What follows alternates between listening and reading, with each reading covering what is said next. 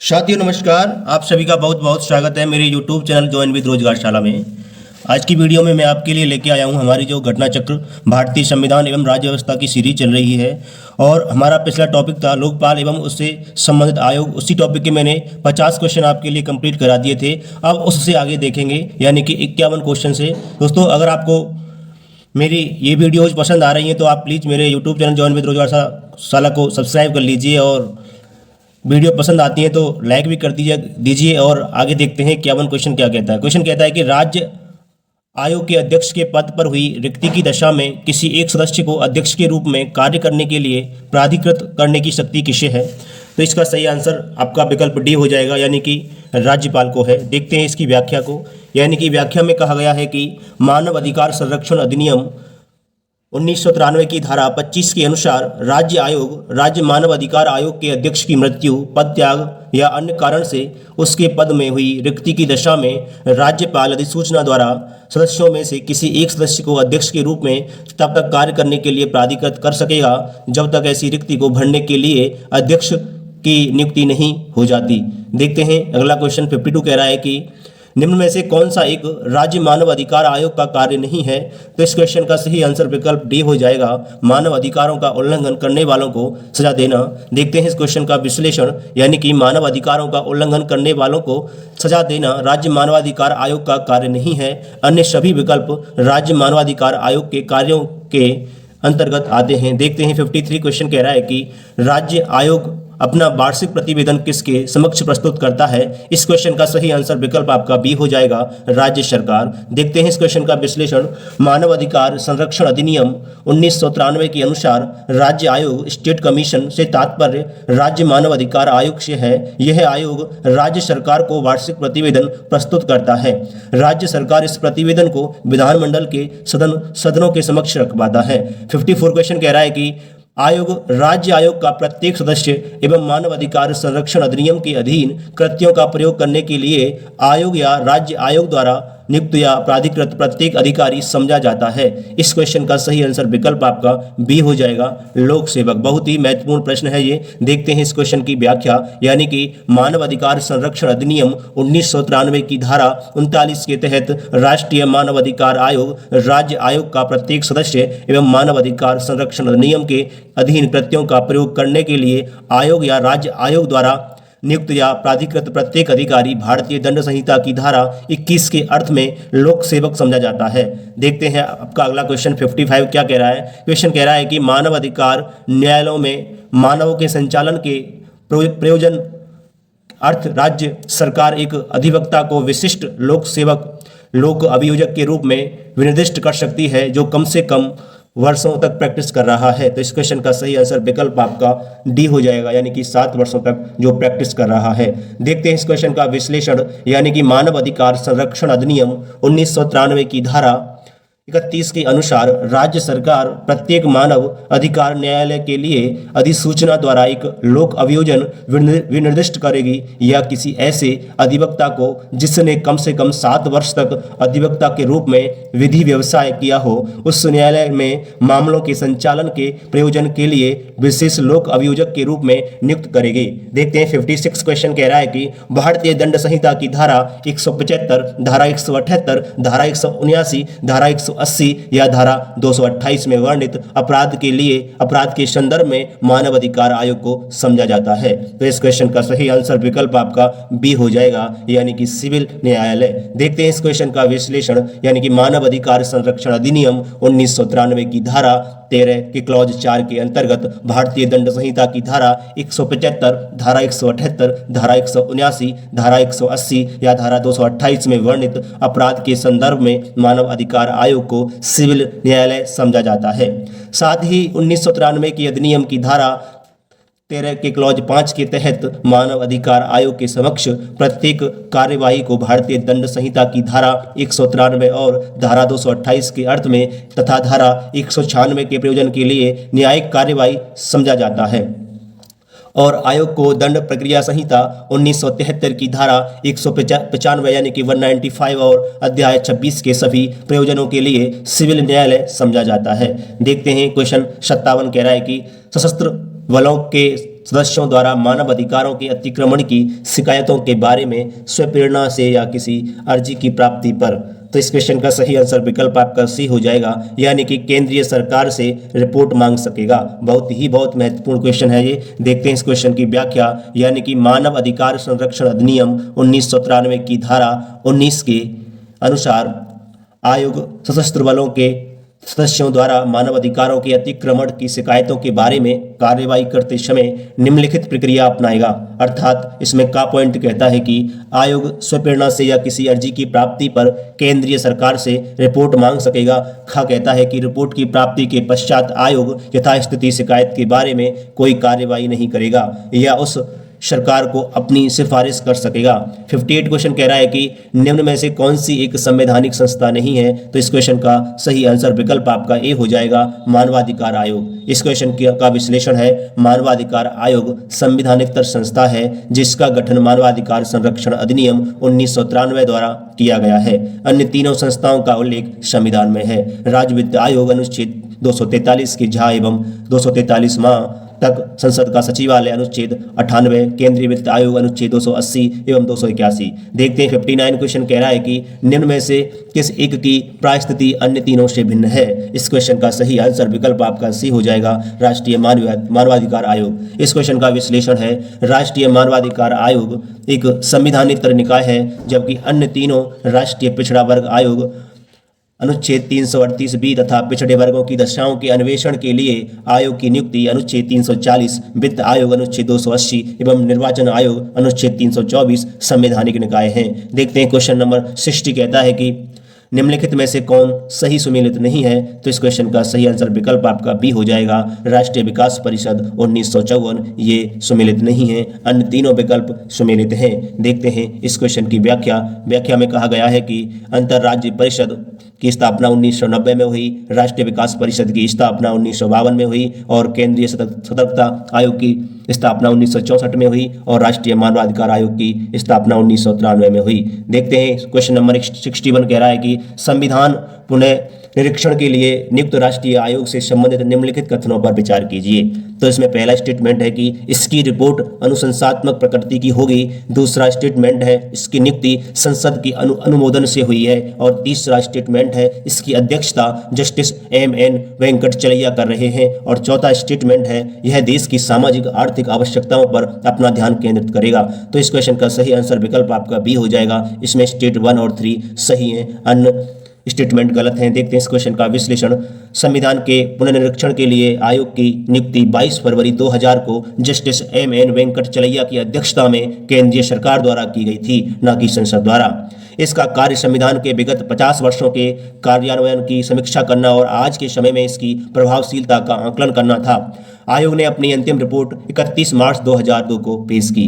अगला 62 क्वेश्चन कह रहा है कि संविधान समीक्षा आयोग जिसे फरवरी 2000 में गठित किया गया के अध्यक्ष हैं। तो इस क्वेश्चन का सही आंसर विकल्प आपका ए हो जाएगा, M.N. वेंकटचलैया। देखते हैं 63 क्वेश्चन कह रहा है कि केंद्रीय प्रदूषण नियंत्रण बोर्ड का अध्यक्ष कौन है। तो इस क्वेश्चन का पहले विश्लेषण देखते हैं। जल प्रदूषण निवारण एवं नियंत्रण अधिनियम, जल प्रदूषण निवारण एवं नियंत्रण अधिनियम 1974 के प्रावधानों के तहत केंद्रीय प्रदूषण नियंत्रण बोर्ड CPCB का गठन सितंबर 1974 में किया गया।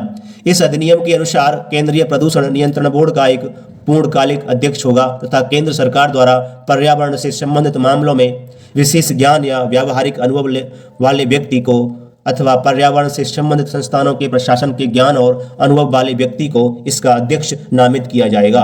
वर्तमान में इसके अध्यक्ष शिवदास मीणा 18 मई 2020 से हैं। देखते हैं क्वेश्चन नंबर 64 कह रहा है कि स्वर सिंह समिति ने जिस प्रश्न पर विचार किया था वह था। तो इस क्वेश्चन का सही आंसर विकल्प आपका सी हो जाएगा, मूल अधिकारों की तुलना में निर्देशक तत्वों को अग्रता। देखते हैं इस क्वेश्चन का विश्लेषण। 1976 में कांग्रेस ने सरकार स्वर्ण सिंह समिति की अध्यक्षता में एक समिति का गठन किया। इसे तत्समय संविधान संशोधन समिति के नाम से जाना गया।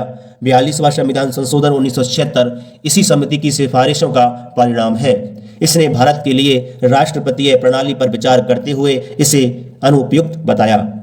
तथापि इसने मुख्य रूप से जिस प्रश्न पर विचार किया वह था मूल अधिकारों की तुलना में निर्देशक तत्वों की अग्रता।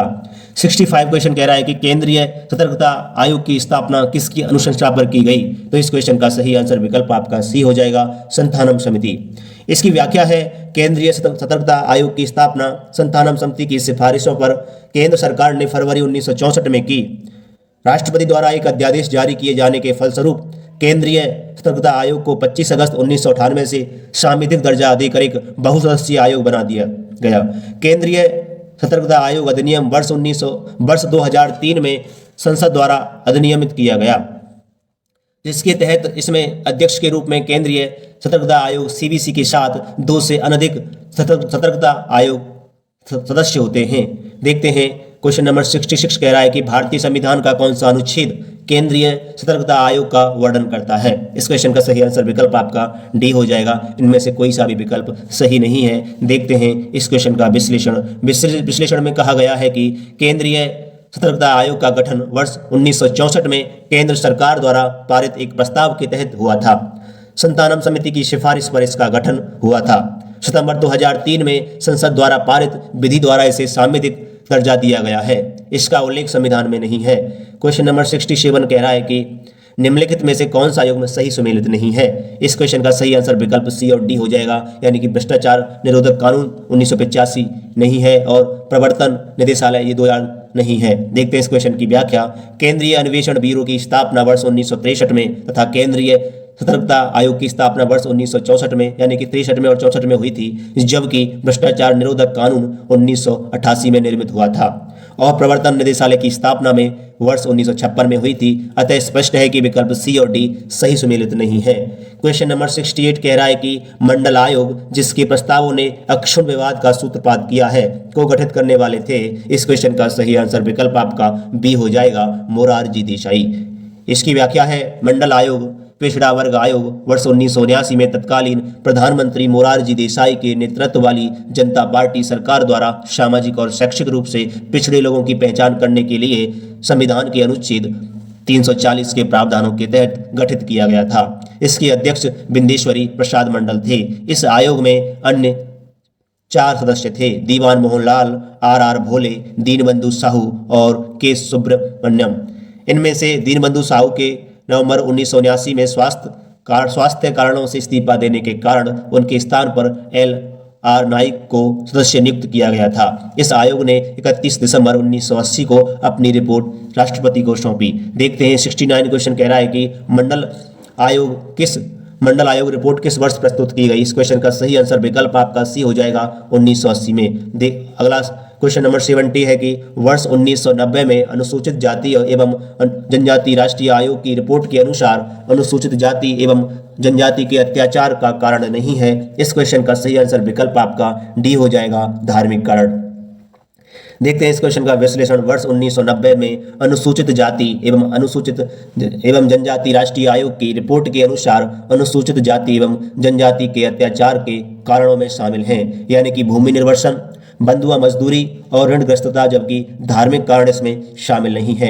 क्वेश्चन नंबर 71 कह रहा है कि भारत के संविधान के निम्नांकित में से किस अनुच्छेद के अंतर्गत संघ लोक सेवा आयोग, राज्य लोक सेवा आयोग का प्रावधान किया गया है?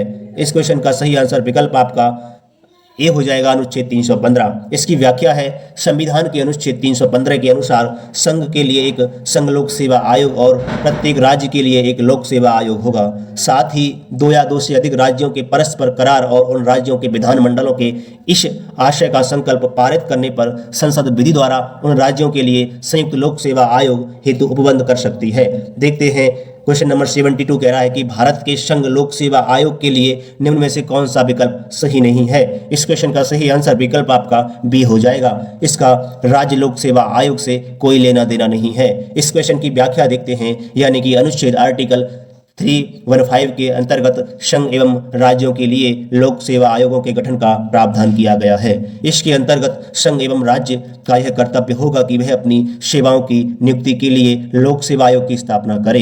भारतीय संविधान के अनुसार संघ लोक सेवा आयोग तथा राज्य लोक सेवा आयोग अपने अपने कार्यों के लिए एक दूसरे से स्वतंत्र हैं। देखते हैं क्वेश्चन नंबर 73। क्वेश्चन कह रहा है कि निम्नलिखित में से कौन सही है? तो देखते हैं संघ लोक सेवा आयोग एक है। देखते हैं इसके अन्य विकल्प। अन्य विकल्पों में चर्चा की गई है कि ये एक संवैधानिक निकाय है। देखते हैं इस क्वेश्चन की व्याख्या, यानी कि संघ लोक सेवा आयोग एक संवैधानिक संगठन है क्योंकि इसका गठन संविधान के उपबंधों के तहत किया गया है। देखते हैं क्वेश्चन नंबर 74, यानी कि संघ लोक सेवा आयोग अपनी वार्षिक रिपोर्ट प्रतिवेदन सौंपता है। इस क्वेश्चन का सही आंसर विकल्प आपका बी हो जाएगा, यानी कि राष्ट्रपति को। इसकी व्याख्या है, अनुच्छेद 323 की क्लॉज 1 के अनुसार संघ लोक सेवा आयोग का यह कर्तव्य होगा कि वह राष्ट्रपति को आयोग द्वारा किए गए कार्य के बारे में प्रतिवर्ष वार्षिक प्रतिवेदन दे, जिसे राष्ट्रपति एक ज्ञान पत्र यानी कि मेमोरेंडम सहित संसद के प्रत्येक सदन के समक्ष प्रस्तुत करेंगे।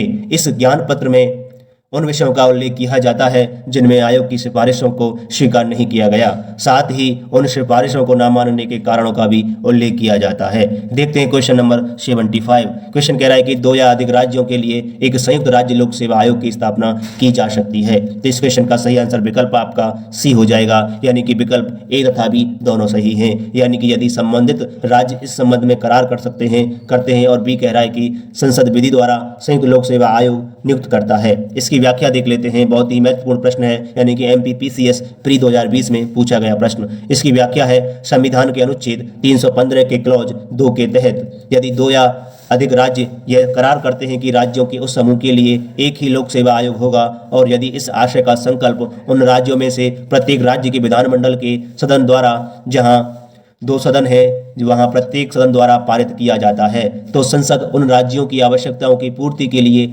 विधि द्वारा संयुक्त लोक सेवा आयोग की नियुक्ति का उपबंध कर सकती है। क्वेश्चन नंबर 76 कह रहा है कि सही विकल्प चुने, यानी कि इसमें स्टेटमेंट कह रहा है कि क्वेश्चन कह रहा है कि 2 अथवा 2 से अधिक राज्यों के लिए संयुक्त लोक सेवा आयोग अध्यक्ष की नियुक्ति कौन करता है। तो इस क्वेश्चन का सही आंसर विकल्प आपका ए हो जाएगा, भारत के राष्ट्रपति के द्वारा। इसकी व्याख्या में कहा गया है कि भारतीय संविधान के अनुच्छेद 316 के क्लॉज 1 के अनुसार संघ लोक सेवा आयोग या संयुक्त लोक सेवा आयोग 2 या 2 से अधिक राज्यों के लिए के अध्यक्ष और सदस्यों की नियुक्ति राष्ट्रपति द्वारा की जाती है, जबकि राज्य लोक सेवा आयोग के अध्यक्ष तथा सदस्यों की नियुक्ति राज्यपाल द्वारा की जाती है। क्वेश्चन नंबर 77 कह रहा है कि राज्य लोक सेवा आयोग का अध्यक्ष किसके द्वारा नियुक्त किया जाता है। इस क्वेश्चन का सही आंसर विकल्प आपका सी हो जाएगा, राज्य के राज्यपाल के द्वारा। क्वेश्चन नंबर 78 कह रहा है कि राज्य लोक सेवा आयोग के सदस्यों की नियुक्ति किसके द्वारा की जाती है। इस क्वेश्चन का सही आंसर विकल्प आपका बी हो जाएगा, राज्यपाल के द्वारा। क्वेश्चन नंबर 79 है कि संविधान के किस अनुच्छेद के अंतर्गत लोक सेवा आयोग के सदस्य को हटाया जा सकता है। तो इस क्वेश्चन का सही आंसर विकल्प आपका सी हो जाएगा, आर्टिकल 317। देखते हैं इस क्वेश्चन की व्याख्या। अनुच्छेद 317 के अनुसार लोक सेवा आयोग के अध्यक्ष या किसी अन्य सदस्य को केवल कदाचार के आधार पर राष्ट्रपति के ऐसे आदेश से उसके पद से हटाया जाएगा जो उच्चतम न्यायालय को राष्ट्रपति द्वारा निर्देश किए जाने पर उस न्यायालय द्वारा अनुच्छेद 145 के अधीन इस प्रयोजन के लिए निर्धारित प्रक्रिया के अनुसार की गई जांच के पश्चात इस संबंध में दिए गए प्रतिवेदन के आधार पर जारी किया गया हो। क्वेश्चन नंबर 80 कह रहा है कि राज्य लोक सेवा आयोग के सदस्य को हटाया जा सकता है। तो इस क्वेश्चन का सही आंसर विकल्प आपका सी हो जाएगा, उच्चतम न्यायालय की जांच के पश्चात राष्ट्रपति के द्वारा। देखते हैं अगला क्वेश्चन। क्वेश्चन नंबर 81 कह रहा है कि निम्न में से कौन से पदाधिकारियों को हटाने में संसद की कोई भूमिका नहीं होती।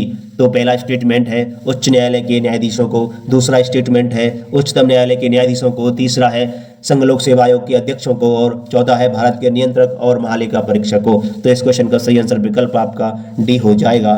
देखते हैं इसकी व्याख्या। अनुच्छेद 317 के अनुसार लोक सेवा आयोग के अध्यक्ष या किसी अन्य सदस्य को केवल कदाचार के आधार पर राष्ट्रपति के ऐसे आदेश से उसके पद से हटाया जाएगा जो उच्चतम न्यायालय को राष्ट्रपति द्वारा निर्देश किए जाने पर उस न्यायालय द्वारा अनुच्छेद 145 के अधीन इस प्रयोजन के लिए निर्धारित प्रक्रिया के अनुसार की गई जांच के पश्चात इस संबंध में दिए गए प्रतिवेदन के आधार पर जारी किया गया हो, जबकि उच्चतम एवं उच्च न्यायालयों के न्यायाधीशों एवं भारत के नियंत्रक एवं महालेखा परीक्षक को हटाने में संसद की भूमिका होती है तथा इन्हें अनुच्छेद 124 के क्लॉज 4 में उपबंधित रीति से संसद के प्रत्येक सदन द्वारा विशेष बहुमत से समावेदन पारित करने पर राष्ट्रपति के आदेश से हटाया जा सकता है।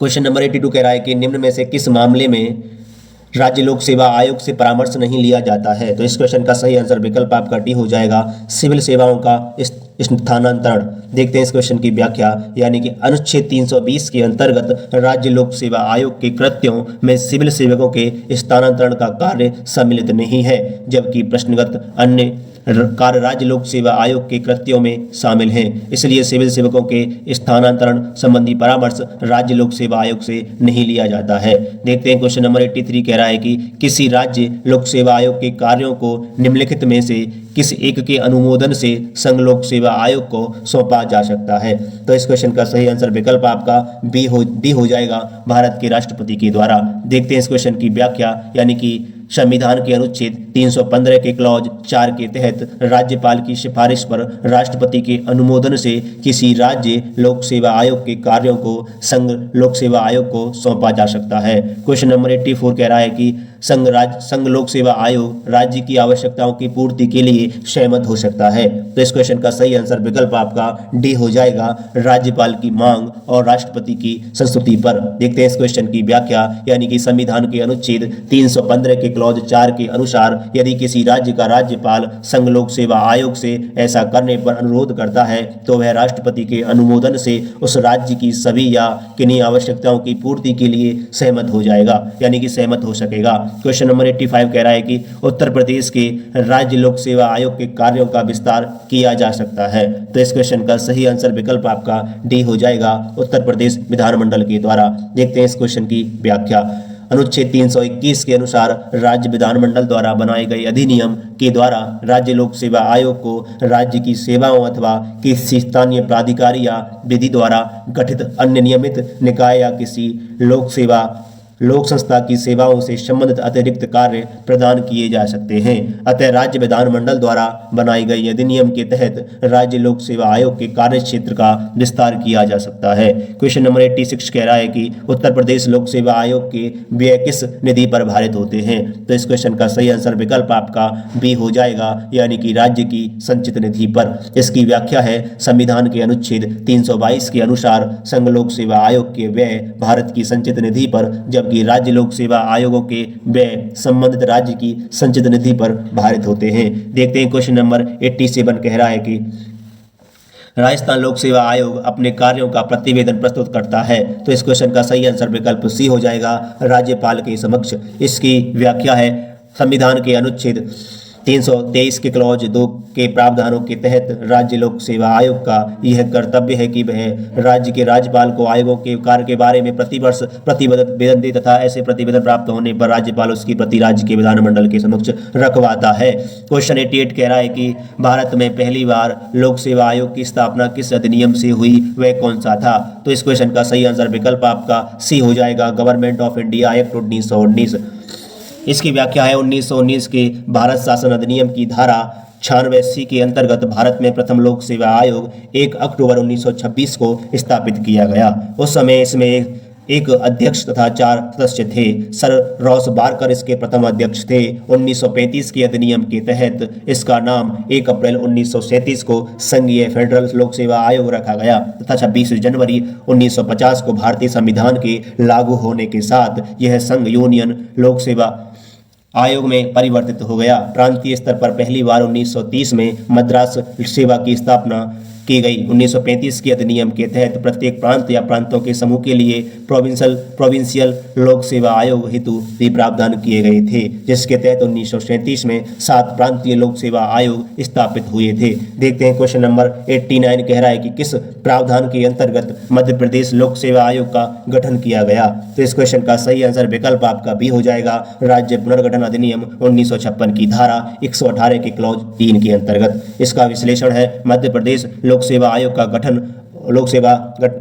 गठन राज्य पुनर्गठन अधिनियम 1956 की धारा 118 के क्लॉज 3 के तहत 1 नवंबर 1956 को राष्ट्रपति के आदेश द्वारा जारी किया गया था। देखते हैं क्वेश्चन नंबर 90 कह रहा है कि यूनियन पब्लिक सर्विस कमीशन की प्रथम महिला अध्यक्ष का नाम है। तो इस क्वेश्चन का सही आंसर विकल्प बी हो जाएगा, रोज मैथ्यू। इसका विश्लेषण है, श्रीमती रोज एम मैथ्यू संघ लोक सेवा आयोग यूनियन पब्लिक सर्विस कमीशन की प्रथम महिला अध्यक्ष थीं, जो वर्ष 1992 से 1996 के दौरान इस पद पर रहीं। क्वेश्चन नंबर 91 कह रहा है कि भारत के संदर्भ में नौकरशाही का निम्नलिखित में से कौन सा उपयुक्त चरित्र चित्रण है। तो इस क्वेश्चन का सही आंसर विकल्प आपका डी हो जाएगा, लोक नीति को कार्यान्वित करने का अभिकरण। इसकी व्याख्या है, भारत के संदर्भ में नौकरशाही वह माध्यम है जिसके द्वारा सरकार की लोक हितकारी नीतियां जनता तक पहुंचती हैं। इस प्रकार यह सरकार की लोक नीति को कार्यान्वित करने वाला अभिकरण होता है। नौकरशाही से यह अपेक्षित होता है कि वह राजनीतिक रूप से तटस्थ हो। इसका अर्थ यह है कि नौकरशाही नीतियों पर विचार एवं उन्हें कार्यान्वित करते समय किसी राजनीतिक दृष्टिकोण का समर्थन नहीं करती। इस रूप में नौकरशाही राजनीति से दूर रहती है। भारतीय नौकरशाही का जटिल स्वरूप है। इसमें अखिल भारतीय सेवाएं, प्रांतीय सेवाएं, स्थानीय सरकार के कर्मचारी और लोक उपक्रमों के तकनीकी तथा प्रबंधकीय अधिकारी सम्मिलित हैं। यद्यपि नौकरशाही आर्थिक वृद्धि को सुलभ करने वाले अभिकरण के रूप में कार्य करती है, तथापि राजनीतिक स्थायित्व लोकसभा में विश्वास मत पर निर्भर करता है। क्वेश्चन नंबर 92 कह रहा है कि निम्नलिखित में से भारतीय संविधान का कौन सा अनुच्छेद प्रसाद का सिद्धांत उल्लेखित करता है। तो इस क्वेश्चन का सही आंसर विकल्प आपका सी हो जाएगा, यानी कि अनुच्छेद 310। देखते हैं इस क्वेश्चन की व्याख्या। भारतीय संविधान का अनुच्छेद 310 प्रसाद का सिद्धांत उल्लेखित करता है। इसके अनुसार प्रत्येक व्यक्ति जो रक्षा सेवा या संघ की सिविल सेवा या अखिल भारतीय सेवाओं का सदस्य है अथवा रक्षा से संबंधित कोई पद या संघ के अधीन कोई सिविल पद धारण करता है, राष्ट्रपति के प्रसाद पर्यंत पद धारण करता है। और प्रत्येक व्यक्ति जो किसी राज्य की सिविल सेवा का सदस्य है या राज्य के अधीन कोई सिविल पद धारण करता है, उस राज्य के राज्यपाल के प्रसाद पर्यंत पद धारण करता है। देखते हैं अगला क्वेश्चन है आपका, यानी कि 93 क्वेश्चन कह रहा है कि सिविल सेवाओं में सुधार हेतु पीसी होता समिति का गठन किस वर्ष किया गया था। तो इस क्वेश्चन का सही आंसर विकल्प आपका बी हो जाएगा, वर्ष 2004 में। इसका विश्लेषण है, लोक सेवा संबंधी सुधारों के सभी पहलुओं का परीक्षण करने के उद्देश्य से भारत सरकार द्वारा 3 फरवरी 2004 को संघ लोक सेवा आयोग यूपीएससी के पूर्व चेयरमैन पीसी होता की अध्यक्षता में एक समिति का गठन किया गया था। इस समिति ने अपनी रिपोर्ट 30 जुलाई 2000 को सौंपी थी। दोस्तों, इस टॉपिक का मैंने कंप्लीट रिवीजन नोट्स और जितने भी पीवाईक्यू हैं वो सभी करा दिए हैं। आप यहां से रिवीजन के साथ प्रैक्टिस कर सकते हैं और अपनी तैयारी को मजबूत कर सकते हैं। इसी प्रकार मैं अगली वीडियो लेके आऊँगा आपके लिए, यानी कि अस्थायी विशेष प्रावधान की। तब तक के लिए दोस्तों, आप मेरे यूट्यूब चैनल ज्वाइन विद रोजगारशाला को सब्सक्राइब कर लीजिए और वीडियो पसंद आती है तो लाइक भी कर सकते हैं और कमेंट भी कर सकते हैं। तो मिलते हैं एक अगली वीडियो में, तब तक के लिए दोस्तों, जय हिंद, जय भारत।